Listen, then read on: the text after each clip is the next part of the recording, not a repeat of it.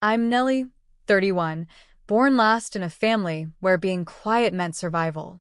Our Aspen estate was always manicured, pristine, like the people inside it weren't bleeding. I was the agreeable one, the one who learned not to interrupt, the one who watched my sister, Bryn, take the spotlight, the power, the inheritance. I took the silence. Dexter always said I was lucky, that I got to live here, his house, his roof, his rules. But that was never true. The house was mine, legally, titled under a joint tenancy agreement my father arranged years ago. A detail Dexter didn't think I remembered. A detail I never reminded him of. Until now. Earlier today, he looked at me like he was bored. Not angry, bored. Stop acting like we're married. I just smiled. Okowa. He went back to his call. I went back to my room. That was 6 hours ago. Now, the house is quiet. A storm presses against the tall windows. I sit on the edge of our bed. My bed, scrolling through a file I haven't opened in 2 years. Contingency, Phase 1. Passwords. Email drafts. Bank alerts. A scanned copy of the original deed. And the contract Dexter signed 6 months ago when he refinanced the property under both our names, using my identity and forged my signature. I've been collecting evidence. Watching him. Watching Bryn. Watching them watch me like I was disposable. I used to wonder why people betray. I don't anymore. They do it because they believe you're too weak to strike first. I open my email. Click send. One email to Leighton Shaw. One encrypted copy to an anonymous Dropbox account created 3 years ago. The security camera feed loads next, internal, not cloud-based. I check the logs. Last night, 3:12 a.m., garage movement. Dexter's car left. Then came back. No trip was mentioned. No keys were missing. There's a moment as I scan the footage when I realize something off. The attic light. It flickers. No one ever goes up there but me. I freeze the frame. Enhance. There's a shadow by the door. Watching. No one lives upstairs. Downstairs, I hear a drawer slide open. I shut the laptop. Step quietly into the hallway. The storm outside swells like it's warning me. The bedroom door across the hall creaks. No wind. Just movement. I grab my phone. Type one word to Leighton now. Then, glass breaks. Downstairs. I run. Cut the lights. Move through the back stairs barefoot. Cold tile. The side doors open. The wind hisses. A curtain flutters like a breath. I reach the safe behind the false wall in the pantry. Fingers punch the code. 33-17-45. The steel clicks. Inside. Flash drive. Firearm. 2 passports. A list of 6 names. All people Dexter said I should never worry about. I lock the safe again. I hear a footstep on the stairs. Slow. Heavy. Someone is in the house. I open the window. The screen cuts my palm as I push through it, blood slick across the sill. I drop down into the dark.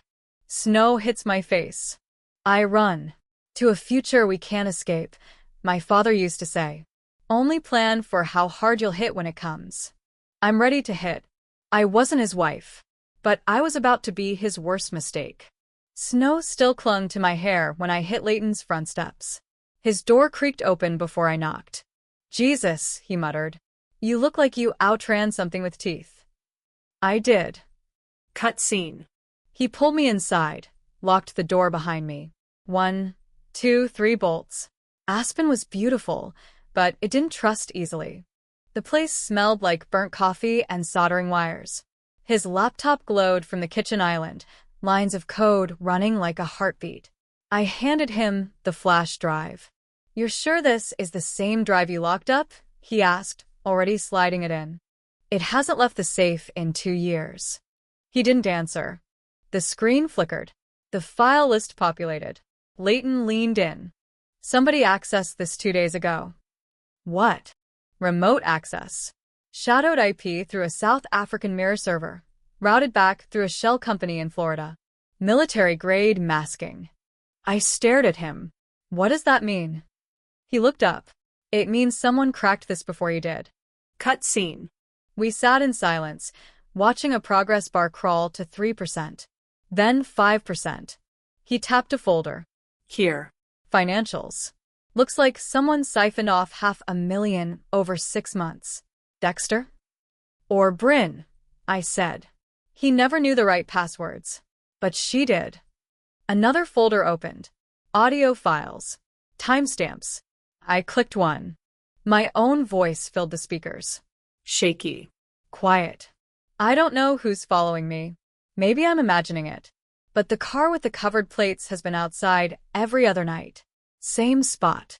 My breath caught. I never recorded that. Leighton paused the file. He turned to me slow. That's your voice. I've never said those words. I mean, maybe I thought them, but... He frowned. This file was uploaded to the drive 8 months ago. From your IP. That's impossible. Unless someone had access to your system. Cut scene. I stood, pacing. Dexter always said my passwords were too easy. Leighton stared at the screen. Nellie, this isn't about Dexter. This is bigger.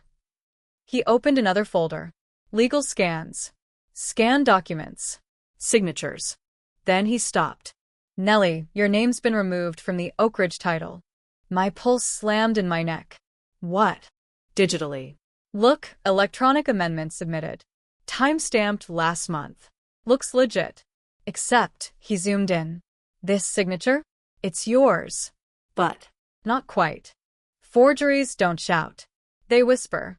Who forged it? He looked me dead in the eye. Who had access to your ID, your private email, and your old signature samples? My mouth was dry. Only family. Cut scene. My phone buzzed. A message from an unknown number. One line. You started this. Make sure you know how it ends. Below it, an image. A still frame from a security feed. Me. In my bedroom. From last night. Leighton saw it too. He whispered, they're already inside. I grabbed my bag. I need to go home. You can't go back there. I'm not. I'm going to Bryn. Cut scene. Bryn's house was perched like a predator. Too much glass, too few shadows. Her car sat in the driveway. I didn't knock. Inside, the fireplace was burning. She appeared at the top of the stairs like she'd been waiting. Sister, she said, tone flat.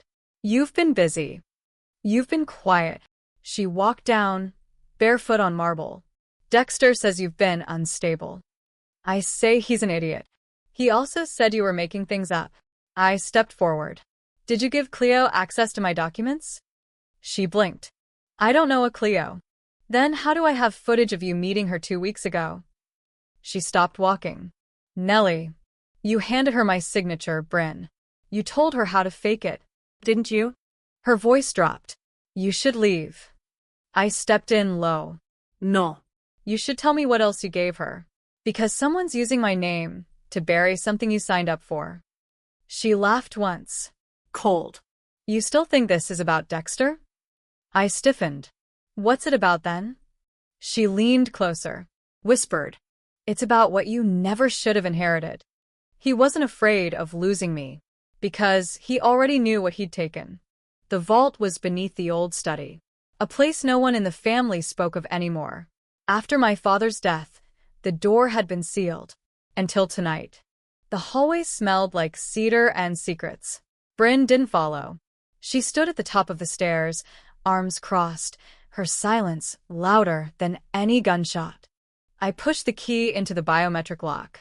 It scanned my thumbprint, blinked green. The panel hissed open. Below us, a set of stone steps led down into darkness. Don't, Bryn called out. Her voice cracked. You don't want to see it. I didn't answer. I already knew. Cut scene. A single bulb flickered from the ceiling. Cold concrete, file cabinets, sealed plastic bins stacked like war reserves. I moved slow, hands brushing faded labels. 2002, 2006. Pacific Holdings, confidential. I stopped at the far cabinet. It was already open. Inside, legal envelopes. And one steel briefcase, fingerprint locked. I pressed my thumb again. It clicked. Inside, a folder labeled in my father's handwriting. Nellie, Tier 2 assets. Tier 2. Meaning restricted. Meaning secret even from the board.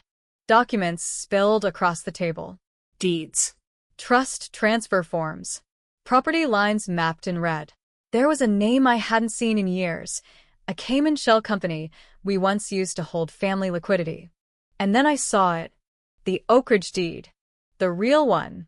The one with my name, signed, notarized, timestamped 3 months before Dad died. Not Dexter. Not Bryn. Just me. I exhaled through my teeth. He protected me. Leighton had said it best. The powerful don't always leave breadcrumbs. Sometimes they leave grenades. Cut scene. Footsteps upstairs. Heavy. Not Bryn. I shut the briefcase, grabbed the documents, killed the light. Voices filtered down. A man. Another woman. Cleo? I slid into the shadows near the stairwell, gun tucked against my thigh. Basement door still open, the man said. She's down there, the woman answered. Don't let her talk. Cut scene. I moved. Out the side vault door, through the old wine cellar tunnel. It reeked of mildew and betrayal. Cobwebs caught my hair. Fingers scraped brick. Behind me, shouts. Boots. Then gunfire. One round cracked through the air, splintering the frame inches from my head. Run. I burst out into the side courtyard. Sprinklers ticked on, a rain of artificial silence. My shoes slipped on wet stone. I hit the ground, rolled, got back up. My phone buzzed in my jacket. A new number. One sentence. If you found the vault, you found the key. But the lock isn't in your hands. My fingers froze. It wasn't just about proving the forgery. It wasn't just about the house. Something deeper was buried in those documents, something that mattered more than ownership or inheritance. Something someone was willing to kill for. Cut scene. Leighton picked me up 10 minutes later in a car that wasn't his. No plates. His hair was slick with sweat, his jaw tight. You okay? He asked. No. I handed him the envelope. We were right. They forged everything.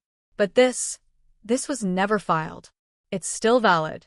The house, the accounts, the trusts. He pulled over, popped the trunk, lifted a hidden panel. Inside, a steel suitcase. That, he said, nodding to my folder, goes in there. I did it. He drove. Neither of us spoke for the next 10 miles. Cut scene. We parked at a safe house downtown, one of Leighton's old fail-safes from his days as a fixer. It smelled like dust and unspoken regrets. He powered on the laptop. This, I said, sliding the flash drive in, has more. Video files. Audio. Stuff I never recorded. Stuff someone else planted. He nodded. Let's see what they left. The drive word. Footage opened. Not just me. My father. Dexter. In the old conference room at the estate. The timestamp, 3 weeks before my father's death. You told me you were done laundering through family assets.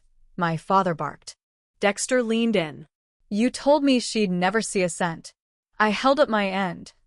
My stomach flipped. Then silence. A sudden lurch in the camera. A crash. My father lunged at Dexter. The footage cut. Static. Then a woman's voice. Soft. Calm. Calculating. He was never supposed to get physical. I recognized it. Cleo. My jaw clenched. They were all in it. The document. The forged deed. The surveillance. My erasure. Orchestrated. And I'd only just scraped the surface. This isn't revenge. This is survival. We didn't speak the whole drive to Snowmass. The car Leighton borrowed was matte black, unregistered, and stripped of GPS. We passed 2 highway patrols, didn't get touched. That told me he still had connections. Or dirt. The sky above the trees looked bruised. Snow followed us like a shadow. You ever think, he finally said, that being quiet for too long is just another form of self-destruction? I used to think silence was survival. It's not. It's just delayed collapse. Cut scene. The lodge looked abandoned, like it had swallowed 100 winters and choked on every one of them. My father used to bring clients here, oil barons, hedge fund ghosts, ex-military types with clean suits and dirty hands. Now, it was ours for the night. No lights.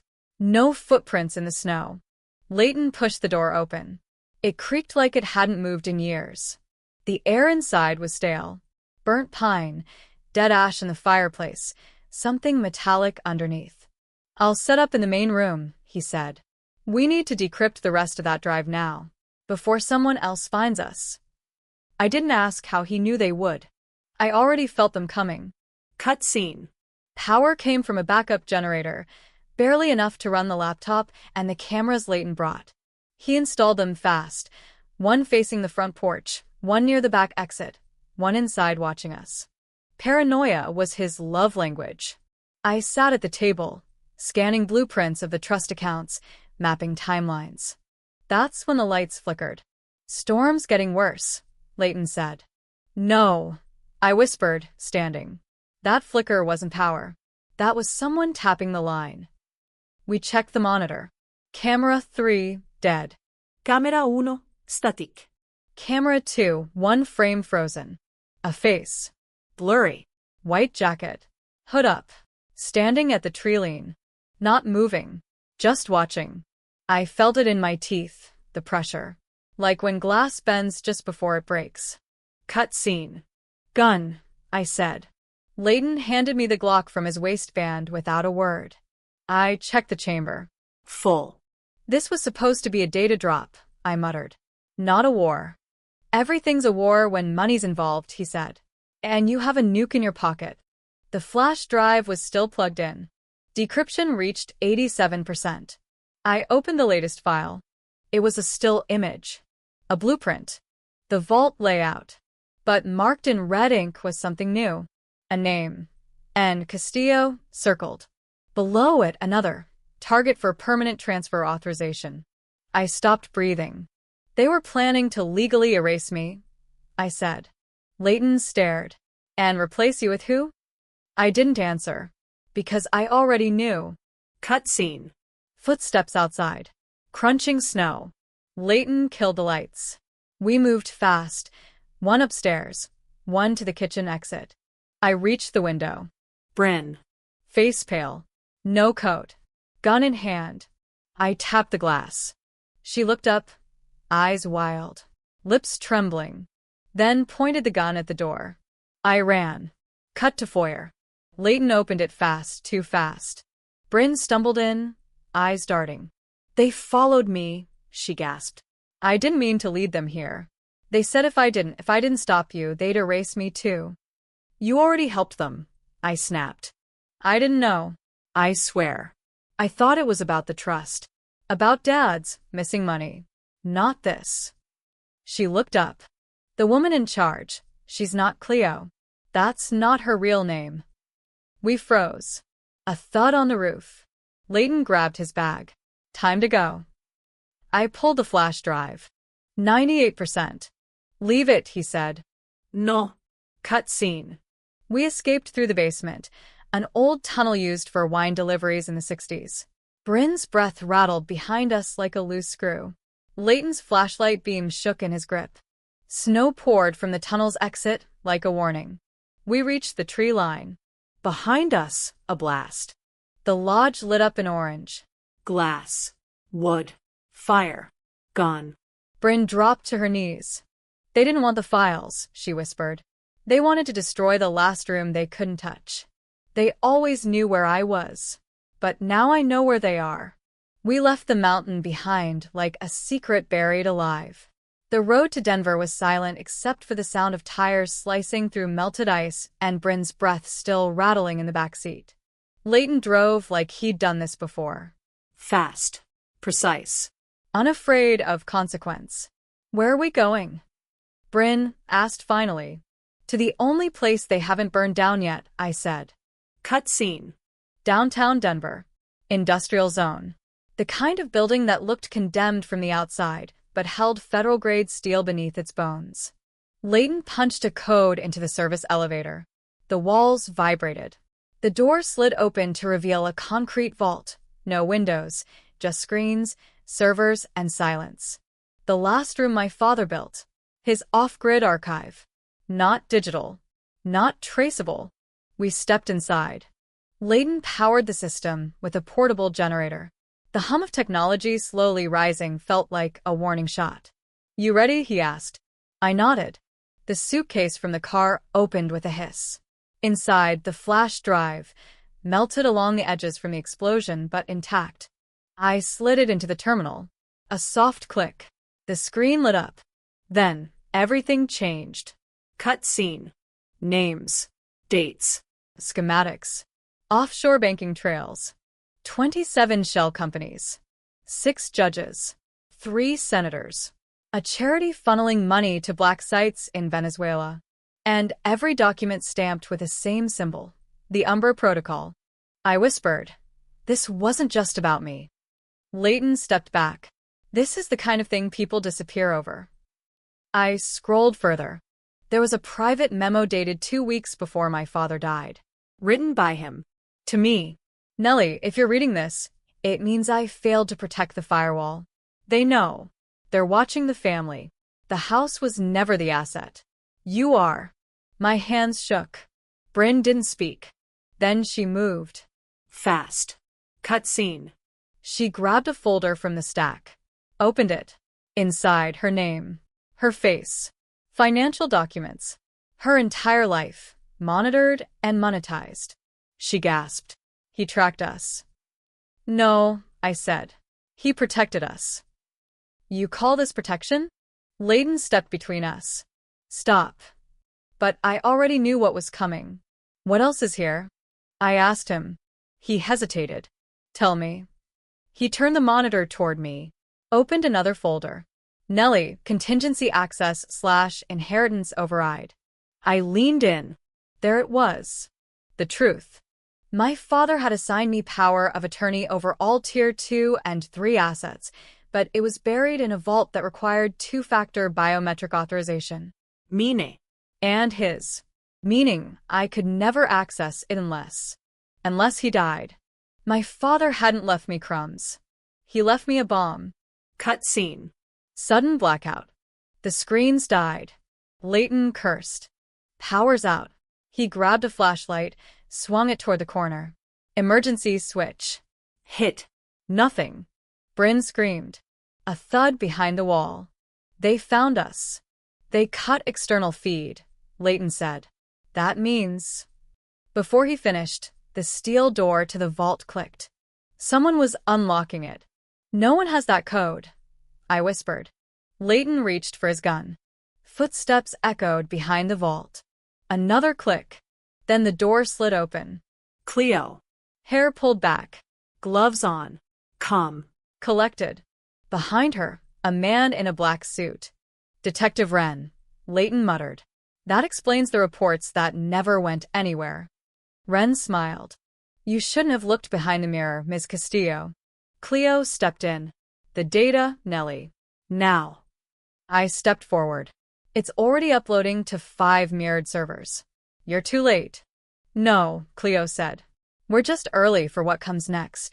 Wren raised the gun. Shot Leighton in the leg. He went down hard. Blood sprayed the concrete. Bryn screamed. Cleo turned to me. We don't need the data anymore. We just need the original asset to vanish.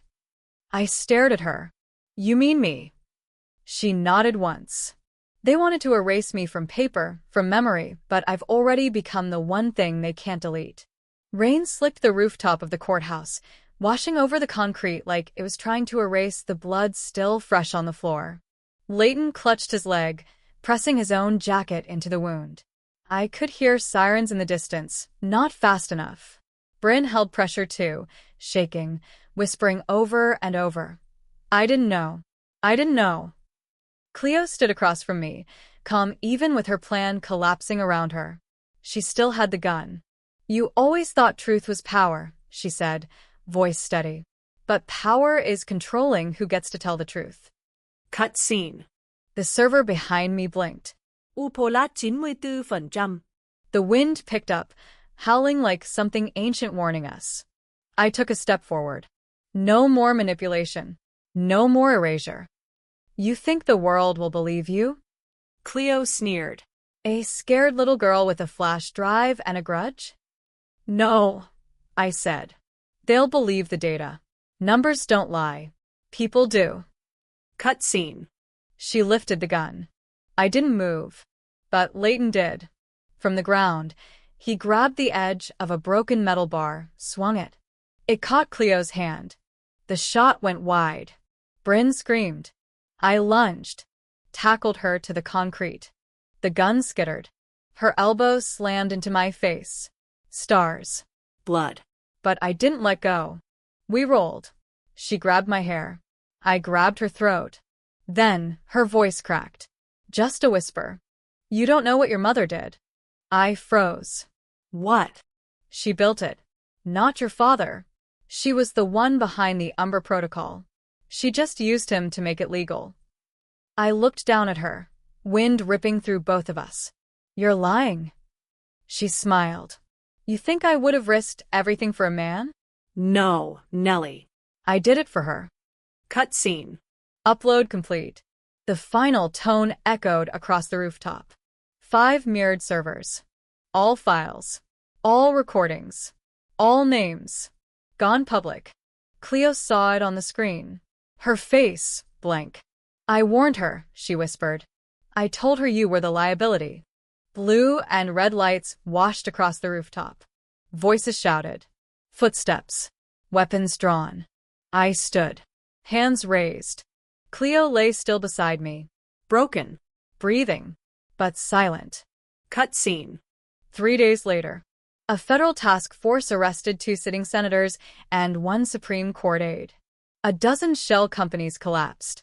A journalist leaked the full Umber documents under a pseudonym, the girl who was erased. I never claimed credit. Some revolutions don't need a face. Just facts. Cut scene. Leighton survived. Barely. His leg would never be the same. Bryn turned state's witness. Dexter disappeared.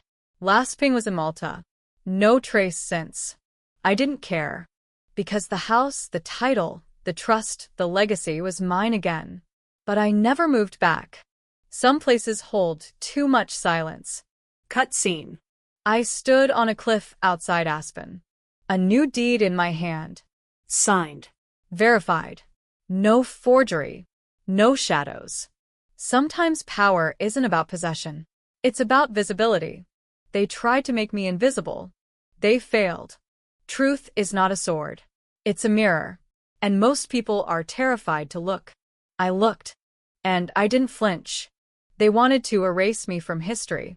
But I rewrote it instead.